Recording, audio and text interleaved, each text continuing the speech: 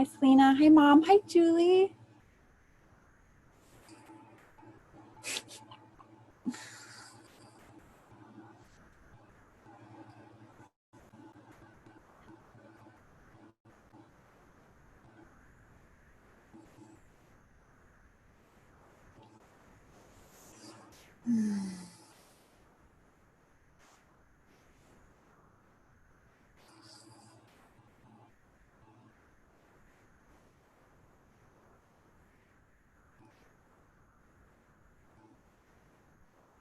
Hi, Shanti.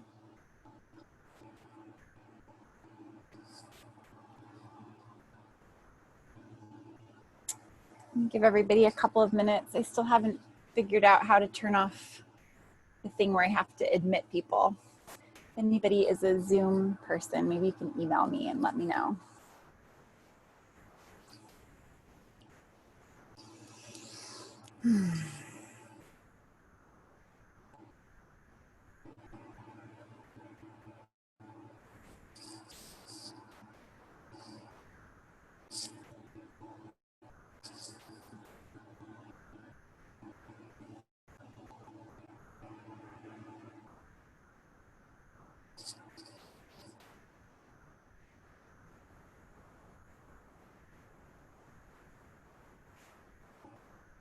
It's probably going to take another couple of minutes, so if you haven't already, maybe just take a second to ground, get connected to yourself, take a look at the other people on the call.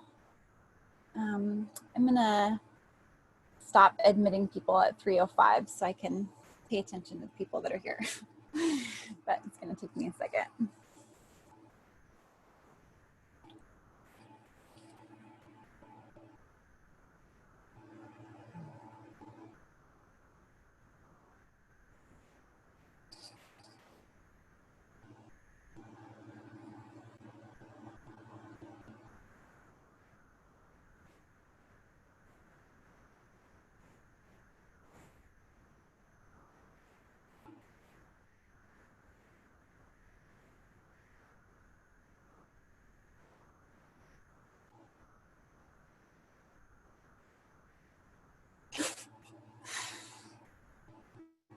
It's nice to see everyone.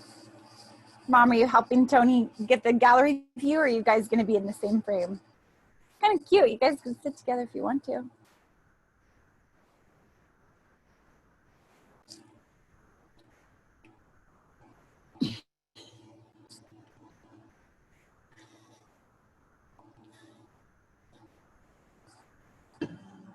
Hi, Shalise. I haven't seen you in so long. Are you trying to unmute yourself to say hi?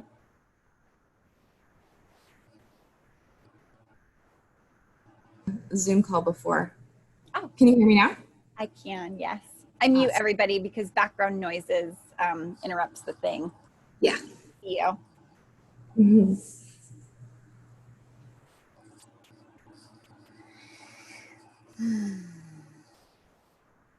Okay, I'll check one last time in a couple of minutes. So, like Shalise just said, she's new. There's a couple of people on here that I think that have never been here before, and maybe even a handful of people that I've never met before. So welcome.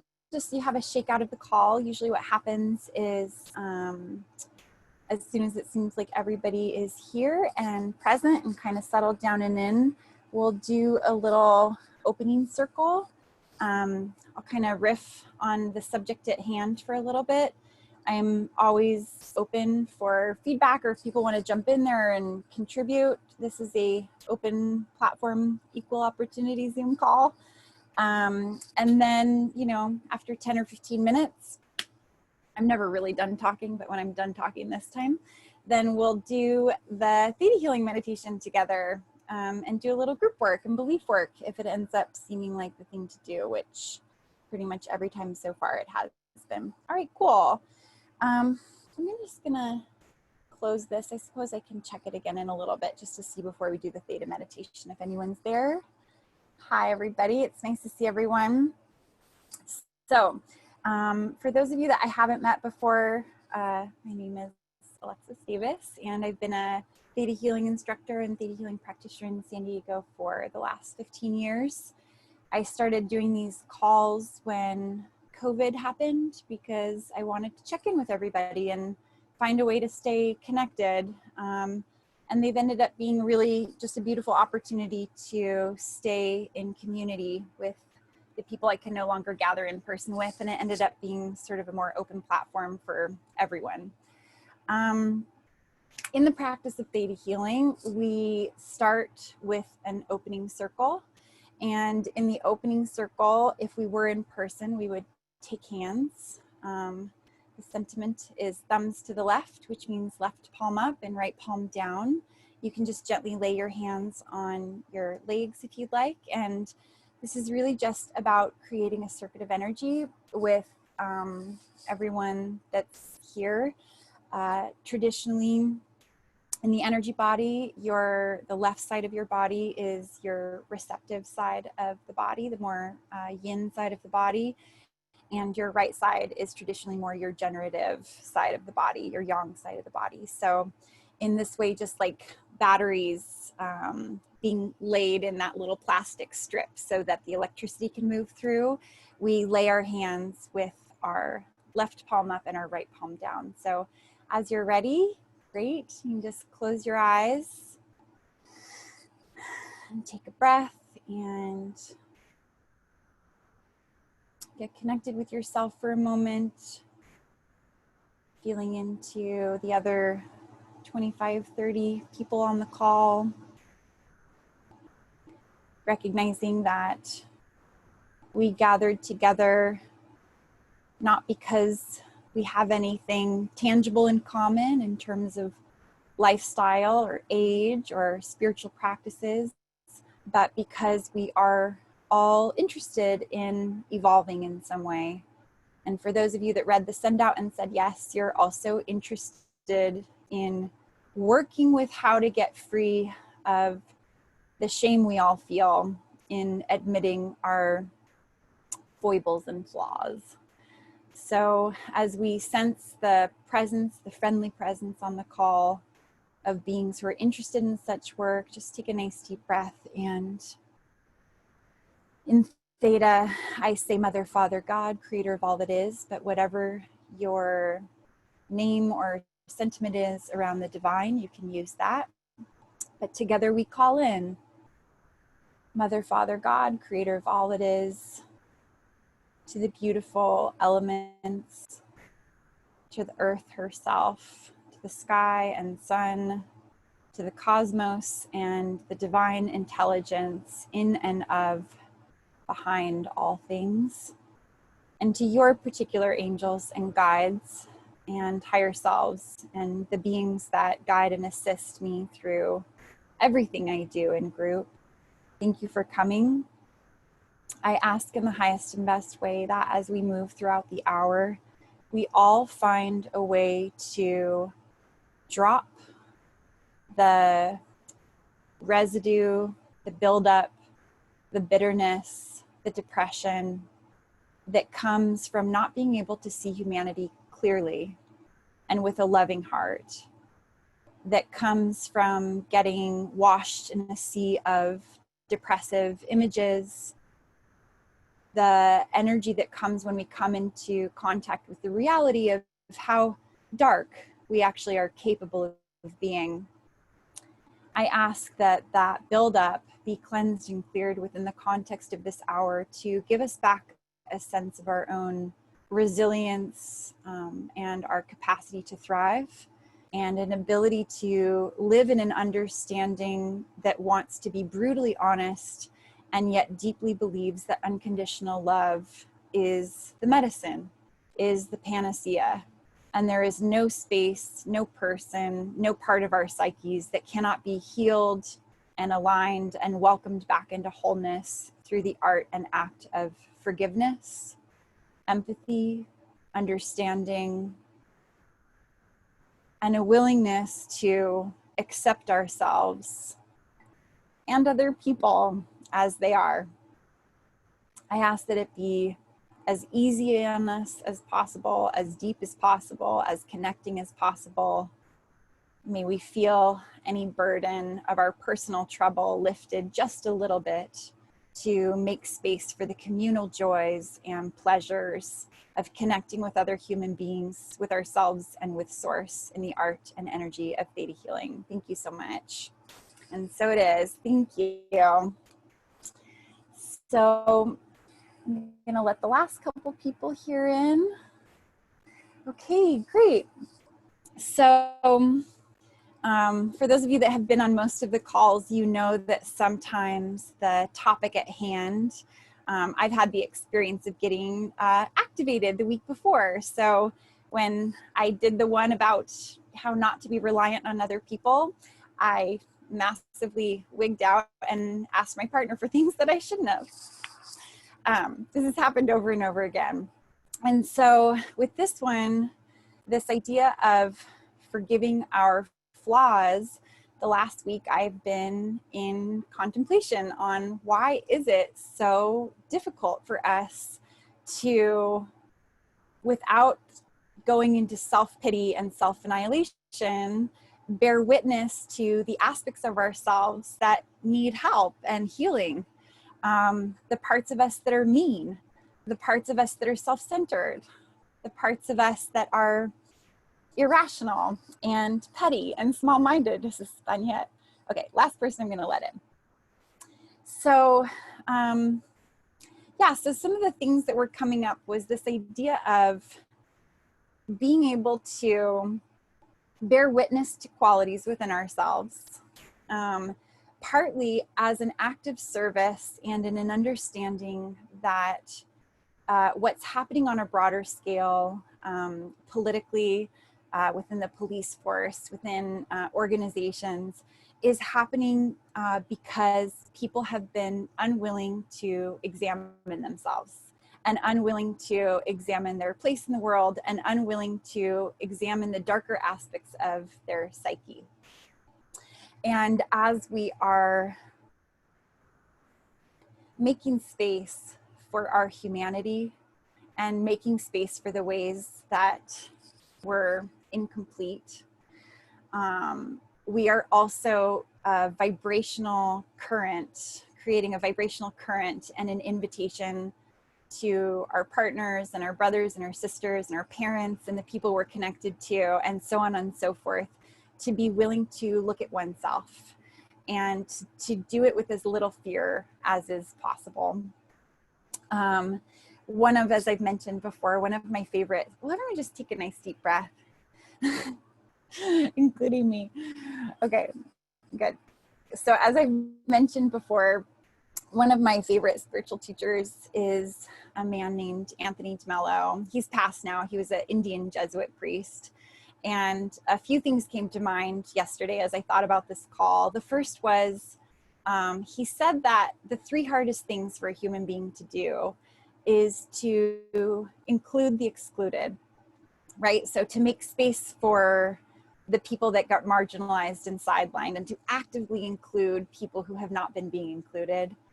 The second he said was to return love for hate, which I really get that, especially in real-time drama. If somebody's bad vibing you, it is extremely difficult to open our hearts and offer them prayer, unconditional love, etc. And the third thing that he said is the hardest thing for a human being to do is to admit when we're wrong, which I find true in myself and most of the people that I come in contact with. I remember about 15 years ago, actually I think she's on the call, my friend Joanna and I had gotten into a little bit of an argument around what a word meant. And we were fresh off our Theta Healing training, and I got pretty triggered in that conversation. And I remember sitting afterwards with, in Theta Healing, the idea is that if you have an abnormal reaction to something that's irrational, out of control, furious, and it doesn't really match what the other person was doing, or it certainly doesn't match what the circumstance calls for, that you have tripped upon a unconscious belief system, an idea that your unconscious is holding as true, that is indeed not true. And so I went into Theta to ask where this experience was coming from, that I was getting so aggravated from this particular discussion, which was really silly. And I got shown that our relationship to survival and our relationship to being right has been deeply intertwined. And it wasn't really even all that long ago that it was so deeply intertwined. So much of the choices and decisions we made, 6, 7, 800 years ago were a lot more survival based than the ones that we make now. And if you went the wrong way for water, if you set up shop in the wrong place, if you talked even to the wrong person in the wrong way, there was a higher likelihood that your survival was at stake in some way. And so there's this intrinsic connection point in all of us that says that to be wrong is to be in danger, and to make mistakes is to be in danger. And unfortunately, what that creates us as is tight and being deeply driven to be right all the time, in whatever way that that looks like for us.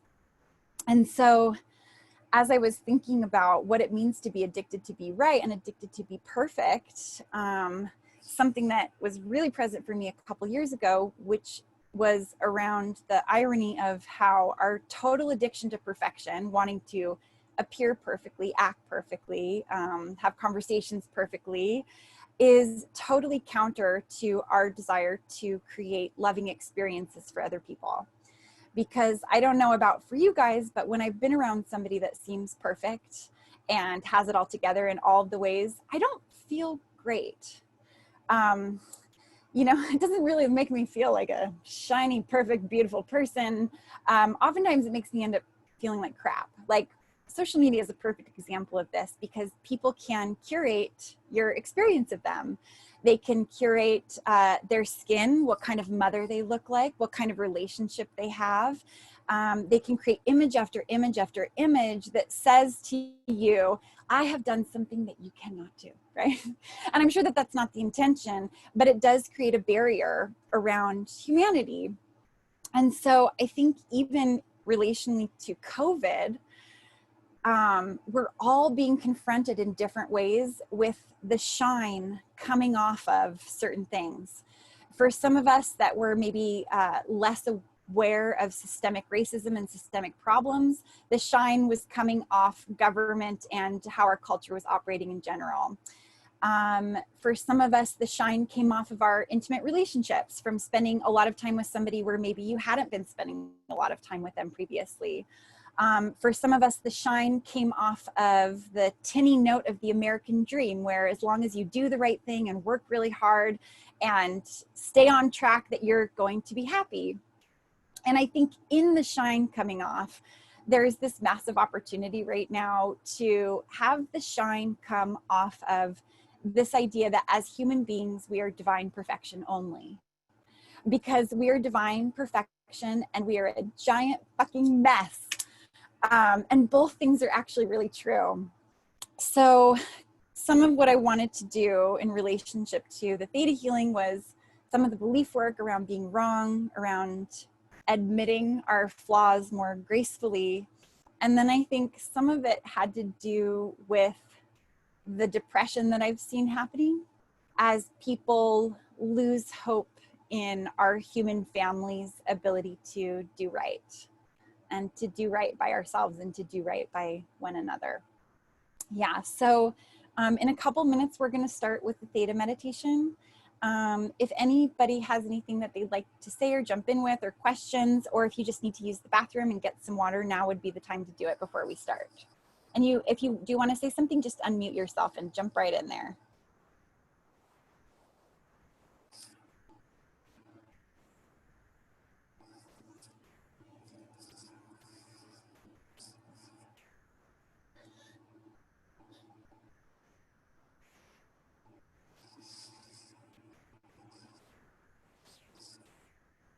One of the things I considered was starting this call by telling you guys everything that is flawed about me, but I changed my mind.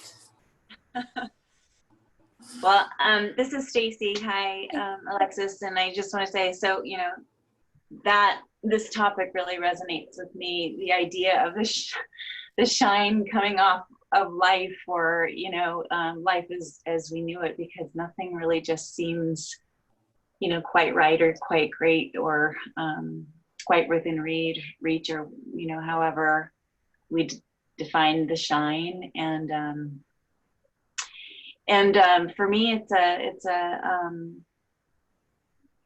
it's kind of a bit of a dangerous place for me to be, because I'm generally a very positive person, and I just feel so out of sorts most days. So anyway, this is a nice topic, and I get it, and I appreciate you talking about it today. Thanks, Stacy. Yeah, and I always appreciate when people talk, because it lifts the group energy and the group dynamic of this. For me, I have no desire to be a public persona that gives lectures. I want to be in a conversation.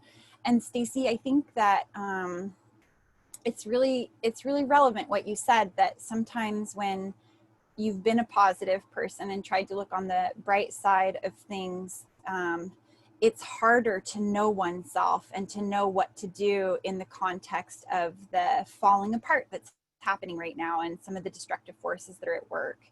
And I think that with the shine coming off of things, it's about moving from plastic to natural material, right? There's something about the shine coming off that's about us getting back to what is organic and what is correct. And from my perspective, that optimism that you're talking about, right, can be best resourced not by trying to tell yourself a new story of hope and that it's going to be okay, because I'm watching a lot of people do that right now, and man, that is a rough road, because you get a little traction under you before the next wave comes and knocks you right off, right? And so I think that this is an opportunity for us to have a deeper conversation than convincing ourselves that everything is going to be okay. And instead lining up with this idea of, who do I want to be in times of chaos and upset? Do I want to lose center and get knocked around with the whole thing? Or do I want to use it as an opportunity to access what does it mean to love people unconditionally, and not because they're behaving the way that I want them to? And what does it mean to focus my energy less on trying to put something back together, but more on the encouragement of a new rebirth that's right underneath death? Does that make sense? Yes. Yeah, like it's sort of like so in patriarchal thinking, right, it's linear, and 1 + 1 = 2, and there's only one way to go, and there's the ladder of success and the whole thing. But in matriarchal thinking, everything is cyclical, which means it dies and is reborn, it dies and is reborn, and right now we're dying. And so rather than trying to be born while we're dying, we actually want to grieve and squeeze it out and assist the birth process by being loving, kind, empathetic, understanding, sweet, and tender towards just the total mess that we're in. Yeah. So thanks for saying that. You know what it makes me think of? I forgot this actually. I looked up the etymology of the word flaw and the etymology of the word perfection. And it's pretty wild, because the etymology, like the root of the word flaw, actually came from a sentiment around flakes of snow or fragments or splinters. So flaw was an association with a type of incompleteness, a part of something. And perfection actually came from a French root word that meant complete. So here you have these two things where being flawed is considered because there's an incompletion, and being perfect is considered because there's a completion, which is why human beings are inherently flawed, because we're in motion, we're incomplete, we're joyfully incomplete. I think that in New Age culture, it's really beautiful to say, like, I'm whole inside myself. It's like, yes, sure. But also you're changing, and the cells of your body are dying and being born. And so you're incomplete because you are a living, breathing process piece. You are abstraction in 3-dimensional form. And it's so healthy for us to say, Of course I'm incomplete. I want to be incomplete. There's so much to do from spaces of incompletion. And so for you, even with the optimism thing, for you to be able to say, let all false optimism die away from me. I'm incomplete. Let me understand the next wave of true joy that's right underneath cheer, right? For me, that's been my process is I don't want to be fake cheerful anymore. I want to be joyful and serene in the face of the darkness, the death, the dissemination of what's going on, if at all possible, which oftentimes it's not. Back to the me admitting my flaws. I've been just as messy as everybody else. You can ask my partner, that's right down there in the bottom right-hand corner. Anyways, great. Does anybody else have anything they want to say before we start? Okay, lovely. So just for the one or two people on here that are new that I haven't met yet, part of the practice of theta is for me to ask if I can come into your space. All that means is that you're letting me energetically track you. As I do belief work and say, is it okay if I pull and release? If you say yes, either out loud or energetically, if you prefer, it gives me permission to interface, and then your yes further promotes the work happening. And my intention with the theta healing process is to both create visions for ourselves around self-awareness and self-acknowledgement that are free from these pit holes of self-pity that prevents us from doing our work. I think it's really important to note that when you rag on yourself and say, oh, I'm this way, it is not the same thing as being willing to admit our underlying arrogance, irrationality, martyrdom. Like that's kind of what I'm after. Like, I don't care if you're whatever, you're not really good with spatial intelligence or you're not a good speaker. That's not a flaw. That is a life design choice that you made before you even got in your body. What I'm talking about is the egoic underlying insidious principles of wanting to believe that somebody else is way off base and that you have it together. Because I can tell you from personal experience, whenever I sit my little ass down and really tune, it turns out not true. I don't know if any of you are Byron Katie fans, but one of my favorite things to do, is to take a sentence that I'm thinking about somebody else and then make myself say it about myself. So if I say to myself, my partner doesn't listen to me, to make myself say, I don't listen to my partner, I don't listen to me, because it breaks up the egoic fascial tissue, right? It just kind of prevents you from getting into this position where I'm right, they're wrong. Because I can guarantee you that if you're in that position, you're totally disconnected from the values of intimacy, love, affection, community, building, getting somewhere. Positionality kills unification. Cool. So, oh good, there we go. Okay, so if everybody is ready, Joanna just hopped on the call. So Joe, we're just about to do our little theta practice. If everyone's ready, if you are bodily able and it feels good to you, I suggest that people sit up spine straight. If you're not, it's really okay. Sitting in alertness is a way of allowing your energy flow to move from root to top. I'm going to very slowly go through the chakra systems, working with some of even the beliefs or caught energy I might sense there. We're going to go out through the crown. We'll do the theta meditation, little visualization, little belief work. We'll come down root and ground and finish out with a little conversation and maybe a little song if there's time for it. Can I come into everyone's space? Okay, thank you. Give me just a second to tune in and just relax for a second. And let's just get that this is not about self-shame. This is about the relief of understanding we're all in the same messy human boat. It is hard down here.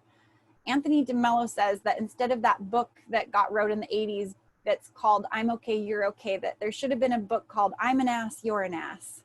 And I totally agree. I'm an asshole, and so are you. You're beautiful, divine, and all of that, but you're also a big old egoic mess unless you're enlightened, in which case, please message me later. I'd love to talk. Okay, that's enough.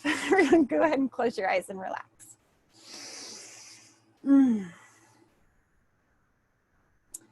Yeah, so just remembering that what we're after here is liberation and more creativity to flow, and a deeper understanding of what it means to love ourselves, love our partners, not with a blind eye, but with eyes wide open, the good and the bad, the sweet and the bitter, the ugly and the beautiful, to welcome it all in, knowing that it is all God and drag. It is all part of the same energetic system.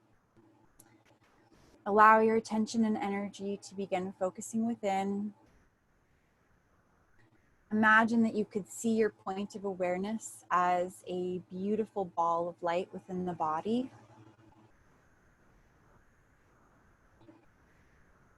As you begin to find that beautiful glowing point of light, allow it to gently, effortlessly begin to move down. Moving down past chest and belly, down through the sacrum, or perhaps out through the bottoms of your feet. Imagine these tendrils of light moving down and into the earth, like roots of a tree growing and flowing down farther and farther towards the very center of the earth, where a big, beautiful ball of nourishing Mother Earth energy resides.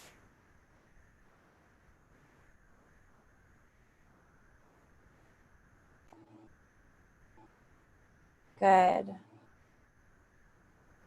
As you allow your consciousness to tap or plug into that beautiful ball of light, understanding it is an act of gratitude and humility both, to drink and draw from the source that we were meant to.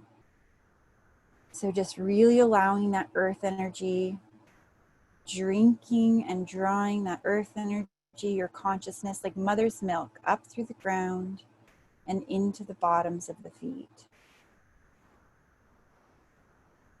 Moving that earth energy, your consciousness, warm and tingly, up the legs and into the first chakra, the root chakra. You can imagine a big, beautiful red ball of light right on your perineum. And take a moment to relax your breath and then to physically relax. Relax your butt.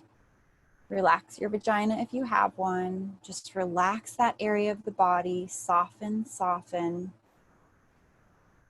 And just imagine that beautiful glowing ball of light beginning to pulse and open as it receives and drinks that earth energy up and in. Just witness and watch it and release the tension there. And from this space, let's just say, it is safe for me to receive. It is safe for me to receive new information about myself.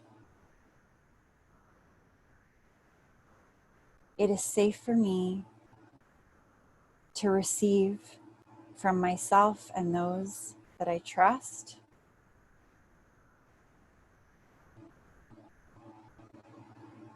Good. And as you allow that red funnel of energy to root and ground, bring your consciousness up into the second chakra, orange, right beneath the belly button.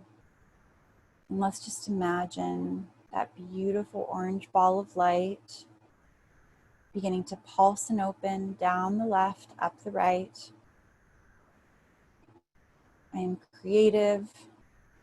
I am sexual. I am emotional.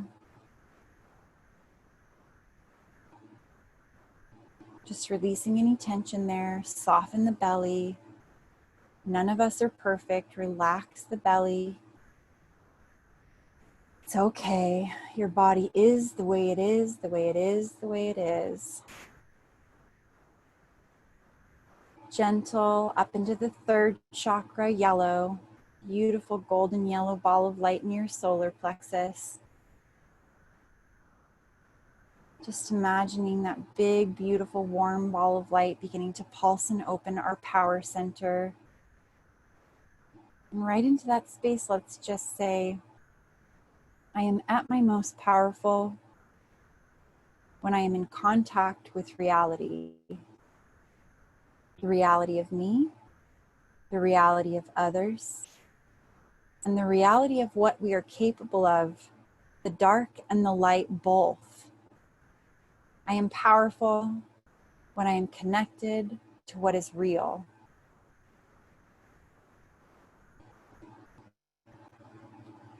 Good. Gently up into the heart chakra, green. If there's any ache there or tension there, just taking a moment to witness and watch that beautiful deep green ball of energy spinning and opening.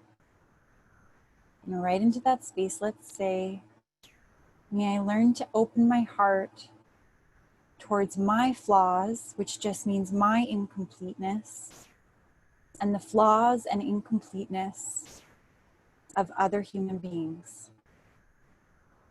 May I learn to open my heart towards that which is wanting nourishment, towards that which is needing help and healing and alignment.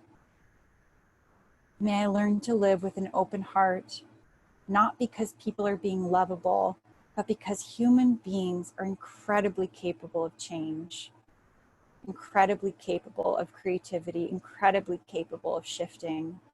May I love the whole package, the whole messy package, my messy package and the messy package of other human beings. May I be a vote for more light, more love, irrational forgiveness as an invitation towards harmony, unity, and the divine. Good, good. Gently up into the throat chakra, blue.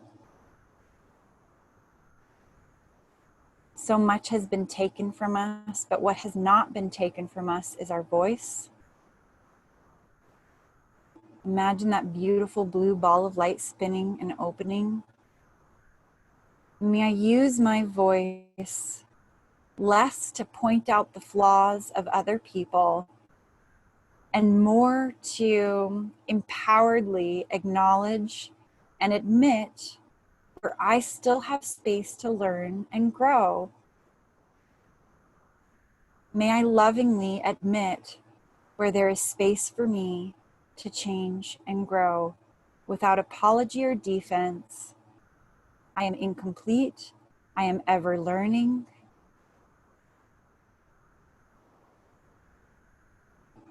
I am just like you. If there's been somebody you've been ragging on in your mind, it's just an egoic death practice. That's it. If there's someone that you've been picking on in your mind, call them up and say to them, "Oh, I'm sorry. I forgot. I'm just like you. And if we're meeting on this plane, it's because I'm a match in some way. I am a perfect match to you." Oh, some of you really don't like that, but I promise it's a good idea. Gentle, gentle, up into the third eye. We can let it go for now.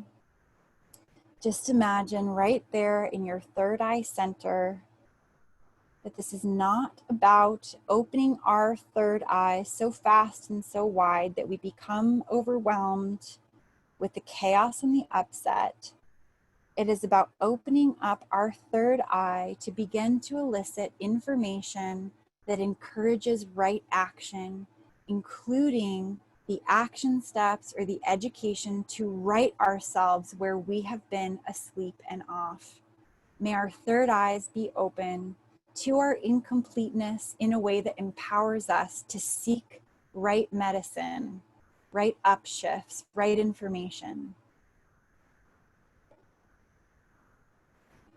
Good, and finally gently up into the crown, just allowing your crown chakra to spin and open. Soften the belly, relax the butt, relax the breath.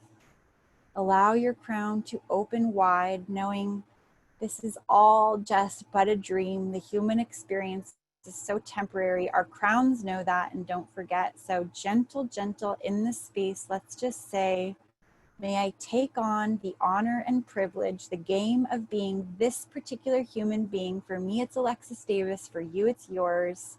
With ease, grace, and forgiveness, for understanding the human condition is incredibly challenging. I forgive myself. I forgive myself for being a human being. I can forgive myself for being a human being, for my jealousies, my petty insecurities, my obsessive thought patterns. I forgive you. I forgive you. I forgive you. Really good. Now just allow that beautiful ball of light, your point of consciousness, to lift up past the top of the head. Together we rise up out of the room that you're in and into the sky. Higher and higher we go together. Don't lose your breath. Softly and effortlessly we travel ever upwards through time and space, out through outer space, passing layers and layers of bright white light, and up higher and further still. Up ahead, a big, beautiful, bright white light, the very edge of the known universe. And as your consciousness moves up through and into this beautiful, bright white light, imagine going through a jelly-like substance where all the colors and the shapes of the universe exist. And up ahead, a window, glowing pearlescent window of unconditional love and harmony and welcome. And seeing you clearly, there is not a single aspect of your being that God is not aware of. And as we move up through and into this window, we greet the divine joyfully and innocently, knowing it has all been seen and witnessed already. Mother, Father, God, creator of all that is, I ask in the highest and best way that there is more space in my mind and in my heart for the areas of my personality that have not come to harmony and wholeness as of yet. May I live in an understanding that mistakes are pre-built into the game. May I learn to love myself, not just the beautiful, confident, effervescent, expressive parts, not just the parts that are capable, contributive, healthy, helpful, and loving. May I learn to love the parts of myself that are broken, fearful, easily upset, overly sensitive, small-minded, egotistical, caught in my own mind, caught in my own traps. May I learn to love those parts as an act of service, not just for me, but for everyone I come in contact with. May I learn to love my mind into harmony. May I learn to love the fragmented bits of me into wholeness. And may I accept and be patient that it is a lifelong process. Lifetime after lifetime after lifetime I go. No need to grind my teeth. I'm not going to get it done this time anyways. So let's just all start in a beautiful, soft place. And I'm going to ask on your behalf and my behalf, may any and all beliefs that have connected you being right. And I'm not talking about your values, your life path, your purpose here. I'm talking about in argument, in discussion, in opinion, in discourse, any part of us that believes that if I am wrong, I will die. I ask in the highest and best way that any and all belief systems, thought patterns, or emotional caught points in, if I'm wrong, I'll die, be pulled and released from every area of the body, mind, and spirit and sent to the light and back to wherever it belongs. We have evolved past that being the truth. Give me just a moment and you can say yes if you want it.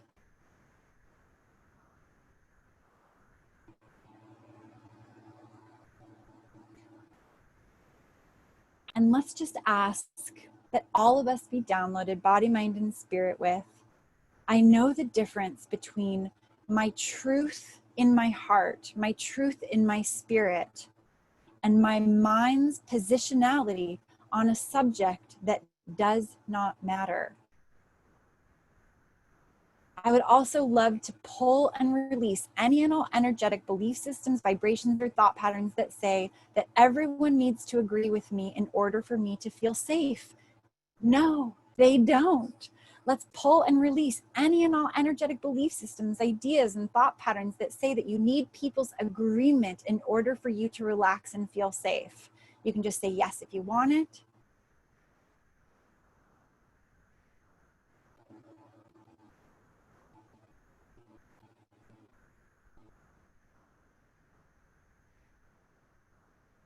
Good. Let's ask that any part of us that is addicted to relational confidence, as in, I feel confident because I have it better than, or I have figured out more than, or I am kinder than, or more powerful than, or clearer than, or better spoken than, or more equipped than, or more capable than another human being. Let's ask that relational confidence be cleansed and cleared from the body, mind, and spirit, and downloaded and replaced with spirited confidence, to be confident because you are the shape that you are, to be confident in spirit, that spirit designed you exactly as you were meant to be and exactly as you weren't meant to be, that you are a perfect shape for the life you're living. You're in the perfect place. You're the perfect age. You look the way that you're supposed to look. You're expressing yourself the way you're supposed to express yourself. The flaws that you have are already pre-inundated, supposed to be there for you to work with, like a craft game. It's all for you. It's all for you. It's all for you. Let's ask in the highest and best way that we all be downloaded with Source's highest perspective on what actual confidence is.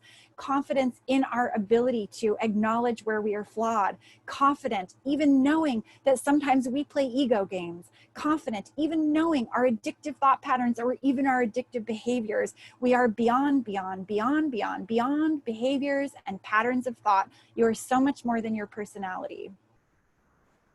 Let's ask in the highest and best way that if we have been burdened through witnessing and gathering evidence on humanity's troubles in this particular moment in time, if we are burdened with the thought process or the belief that people are disgusting, because I've heard it a lot lately, let's just ask in the highest and best way that we wake up and recognize to hold that belief, to hold that energy that people are disgusting, is to give up the honor, the mantle of an empowered person fighting for the good, an empowered person voting for the good in people, to give people up as subpar, subhuman, helpless, hopeless, incapable of change, is to reject our inborn ability and even duty to rescue one another, to call one another home. So let's just ask in the highest and best way if there's any burden or weight of people are disgusting and people are gross. If you're ready to let it go, then let it go. You can just say yes. And I'm going to ask that all beliefs and thought patterns and emotionality around people being gross and disgusting be pulled and released from every area of the body, mind, and spirit and sent to the light.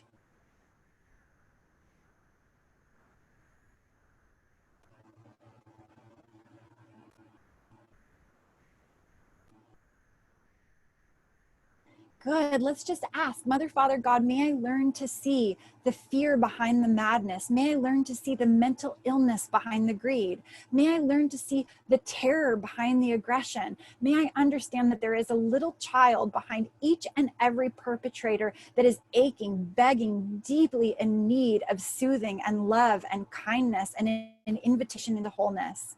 It is not my job to accept their behavior. It is not my job to be on the receiving end of abuse. And it is certainly not my job to look the other way as they perpetrate wrong action. It is my job to take right action as I know who they really are, to fight for the good, not just for the people they oppress, but for their souls as well.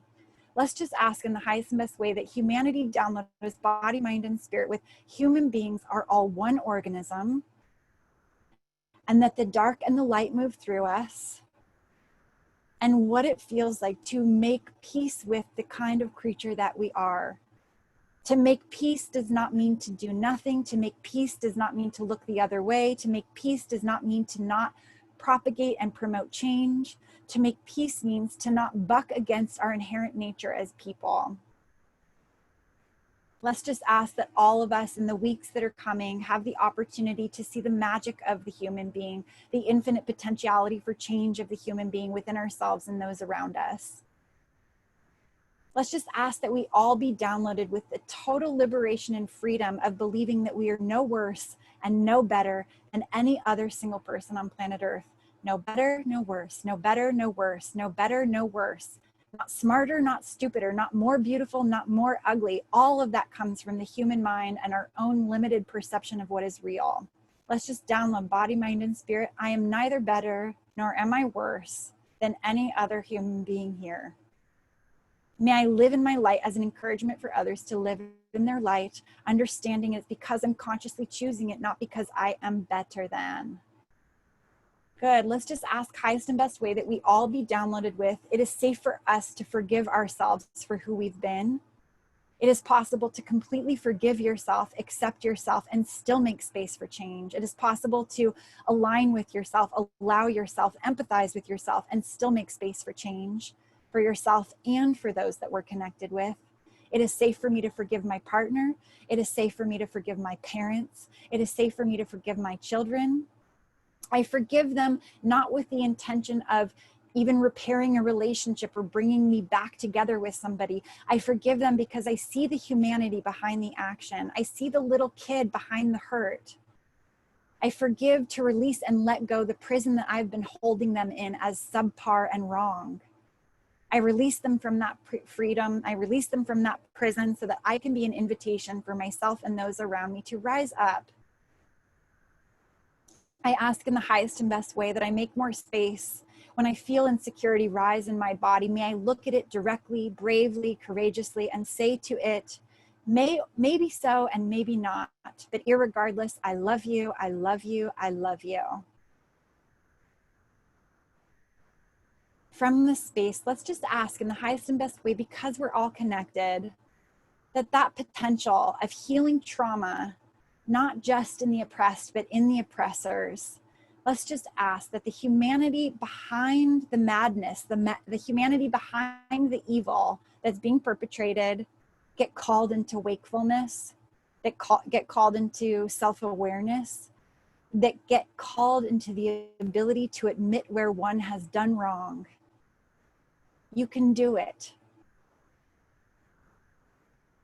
Let's just imagine, just for a moment, to vision together of a world. What would it be like to live in a world in which politicians admitted fully, transparently, even without apology or defense, what they had been up to and why they were coming to the conclusion that it was no longer okay? Out of the dark and into the light. Good. Let's ask that unconditional love be downloaded into every little single cell of every single person on this call, including me. May all shifts and changes that we started continue to happen in a way that creates ease and an ability to take it easy on oneself, even while still orienting towards greatness. Peace in the body and joy in the body and acceptance of what has and hasn't been. Not to roll over and play dead, but to get our power back, our energy back, to play the game in a big, brave, powerful way. Just asking you to start gathering and collecting your consciousness back together. Imagining that beautiful ball of light, your point of awareness starting to come down through the air and the ether. Coming back down into whatever space you're in, pausing above your head. There is no better template for seeing how we self-annihilate than how we treat and talk to and think about our bodies. Our face, our skin, our weight, our age. So if there's an apology that needs to happen there, look at your beautiful body and say, I'm sorry, I love you.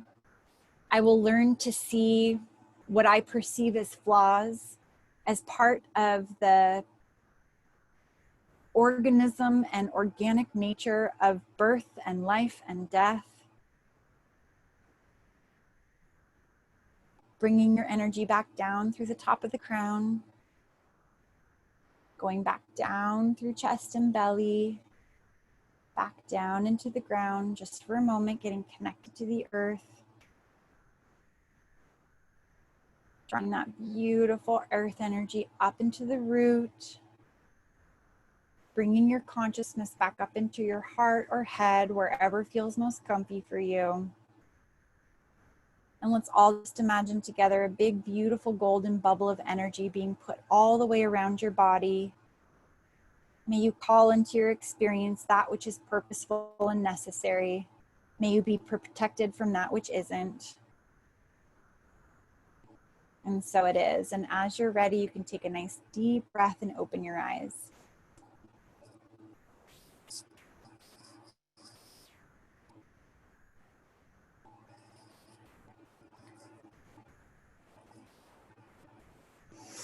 Great. Again, for a couple of the people that are new, you'll see some of the people on the call doing an energy break. If you'd like to, it's just a way of zipping up your field when you've been kind of traversing. Yeah, so go ahead and put your right palm out like this against your belly button and your left palm on top. And you rub your hands together and you push your left hand out and say, what's theirs is theirs. And turn your right hand over and say, what's mine is mine. And then move your right hand up and over the top of the head. Okay, lovely. Great.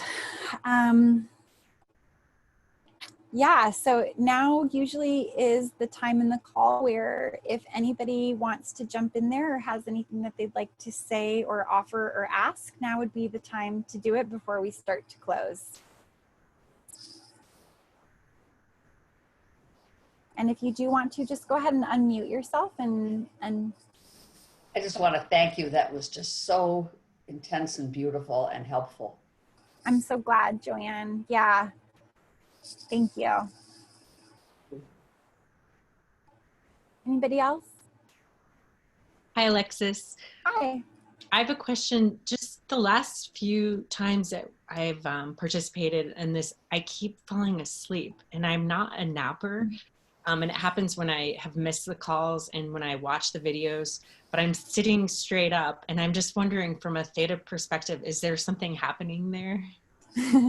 I mean, I think there's a couple of things. Most people are only used to being in theta when they're in a dream state, like when they're actually asleep. So your body probably takes it as an open invitation to pass out. Secondly, we're going into a pretty deep state of trance. So I don't know if you've noticed the quality of sleep, but it's possible that you're just going so deep, far back and out that your consciousness is going offline. For people that have brought this up to me before, if you want to stay consciously connected, I suggest putting something in your hand to squeeze while we're working, or putting a tactile thing where you're pressing or clicking something that you know, like Buddhists use bells to bring the attention back. Yeah. Anybody else? Yes, I just wanted to say that was just, this is my first time on the call, and the beautiful, loving energy was so amazing because I haven't had a theta group thing in a long time, and just the intensity on top of already my kind of clearing and meditation, it was just really amazing. I was feeling a great release and just kind of confirming how I've been feeling the past week. Like you said, it kind of comes up in the week that's prior to this happening. I felt so much like every time I felt like I wanted to feel negative about someone, I kept reminding myself, we are all one, you know, this is just, we're all just one big family. It's not them versus me, you know, it's not a separate thing. I kept being reminded of our connectiveness, and that's why this was perfect timing. So thank you, everyone. Yeah, thanks, Shalise. And for me as well, I mean, I think that even the initial impetus was around that if we can't meet socially, and a lot of us are not getting our social needs met, that it's so beautiful to feel the energy of community and to actually be in a similar energetic space at the same time. Yeah, thank you. Is there anybody else before we do our last little, yeah, hi Shanti. I just wanted to say thank you, and I just love the practice of forgiving our own humanity. Even as spiritual practitioners, I think we think we're supposed to have it all together, and I just always love that practice. Yeah, totally. And again, it's like such a strange, paradoxical thing that we think we're supposed to have it all together, but when we do have it all together, what it does is it alienates people from connecting with us, you know? Every time I've had a breakdown, whether it's in front of a friend or in different things, usually the feedback is that it humanized me in some way and that it was very much appreciated. Even though it's embarrassing to my vanity, it's actually really promotive of the very thing that I care so much about. Yeah. Anybody else? Yeah, Lily? I got you, girl. Go ahead. We both did it at the same time. We're trying to lift up on the car handle. I'm going to do it for you, okay? Oh, now I can't do it. You try. Okay, I think I got it. Yeah, I've been feeling, this is really helpful. Thank you so much. And just even like last night, experiencing just maybe, I'm back in my hometown and just like the tension of all what's happening in the world, of like people really trying really hard, but also holding a lot of resentment. And even as like a theta healer, like that resentment becoming overwhelming in like interpersonal relationships. And yeah, I guess my question is when like as a healer, as people being asked to hold space and you're getting like assaulted basically with like negative, you know, people's stuff coming at you, like do you have any advice on like how to like whether that's a good time to like energy break and walk away, or is that a time to like go deeper, and like how can you manage that? That's my question. Yeah, totally. I mean, I think it's sort of a, you know, put the mask on yourself first kind of conversation, where you should not be forced in a state of fragmentation to deal with other people's fragmentation and to try to hold this spirited role of holy person. It really is about gut checking and self-checking. And if you need to take a step back, or even sometimes, Lily, to me, it's like finally getting that sometimes the medicine for other people is to have somebody that they've been reliant on to be a space holder say to them, I actually don't have space for this right now. And to really trust that that also is really medicinal for people when it comes from a very clear, loving, boundaried space. Yeah. And then with the resentment thing, man, that's like one of those ones I've been so confronted with, is like, resentment's bitter, you know, like it would be easy to get bitter nowadays. And I don't want to be bitter. I know you don't want to be bitter. And to really get that, if somebody's struggling and we can't find a place in ourselves to really be available, to not fake it. Yeah. No fake space holding. Because when we fake space hold, what we're actually doing is judging them quietly and making a very nice beatific face. And it makes people paranoid, and it's not helpful, right? So yeah, so it's like one of those things about getting real about what space holding actually is. Okay, good. Anybody else? Me, can I say one? Sure, Stacey. Yeah, go right ahead. Feeling very chatty today, or no, you're it's all good. So what came up for me was that I owe someone an apology for maybe being judgmental or thinking certain things of this person, or not respecting this person, or not being able at the time to understand or have compassion for this person, or even recognize, you know, the gifts that he was giving me. He's not alive anymore. And I need to somehow thank him for the wisdoms that he was trying to teach me at the time, and forgive myself for not receiving them. Yeah. I mean, really the two things I would say about that is that from my experience, when people have passed, he already knows all of that already, which might be unsatisfying for you. But the amends that need to happen, if for you to cleanse your space, you know, to me looks like writing a letter, understanding that all you're doing is moving it from the outside in so that you can clear yourself out. And then the second thing is, if you really trust and feel that the message has been received, making yourself available in a softer, more open space for a response. Yeah, that's about what I got. I mean, I actually think it kind of works like that even in real life when we have an apology for somebody, is that when we apologize and we're deep in our emotions of regret and upset and smallness, we're not really saying to them, I appreciate you and I'm not going to do it again, right? We're actually saying, I suck. And so, which is I get, but the I suck goes into the emotional pitfalls of getting tiny and crunchy, rather than being like, you don't suck. You just were unconscious in these very specific ways, and admitting them, battle's over. Does that make sense? Yeah. Yeah. Good. Thank you. Yeah. Good. Any last person before we close? I just wanted to, this is Lisan. Hi. Hi.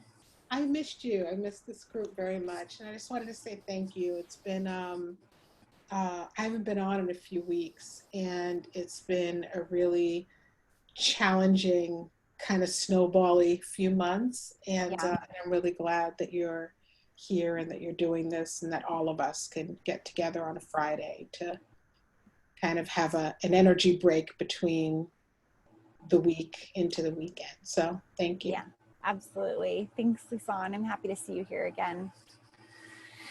Okay, so last little bits. Usually we end, for the couple people that are new, usually we end by doing the happy self song. I had this idea a couple days ago that I was going to present, which you can participate in or not. I would so love being able to hear everybody sing together, which you can't do on Zoom for the walkie-talkie nature of it.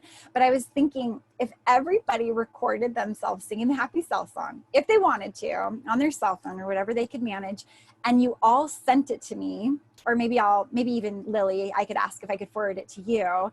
It probably would not be that difficult to lay all of the tracks together to make a unified song of the thing. And then I could include that in your guys' recording when I send you the recording on Monday, but up to you. So we always end on the happy self song. It's simple, it's sweet, it's uplifting, it gets everybody's energy moving, and please sing along even though I can't hear you. And please don't unmute yourself, because again, it disrupts the feed for everyone. Okay, good. Everybody ready? Shake it off for a second. And let's just all stay together. I'm an ass, you're an ass. Oh yeah. I'm an ass, you're an ass. No problems. Okay, good. Okay. So the song goes, for those of you that remember, sing with me. Every little cell in your body is happy. Every little cell in your body is well. Every little cell in your body is happy. Every little cell in your body is well. I can tell every little cell in your bodies are happy and well. I can tell every little cell in your bodies are happy and well. I did you guys first, but either way. Every little cell in my body is happy. Every little cell in my body is well. Every little cell in my body is happy. Every little cell in my body is well. I can tell every little cell in my body is happy and well. I can tell every little cell in my body is happy and well. Thank you guys so much. It was really a pleasure. And I believe I'm doing a call next Friday. I'll send out an invite on Monday and let you guys know if it's next Friday or the Friday after. And I will look forward to seeing you soon. If you didn't let me know you were on the call and you want the recording, please email me so you're on the list. And other than that, we'll all be in touch really soon. Bye. Thank you so much. Bye, babe.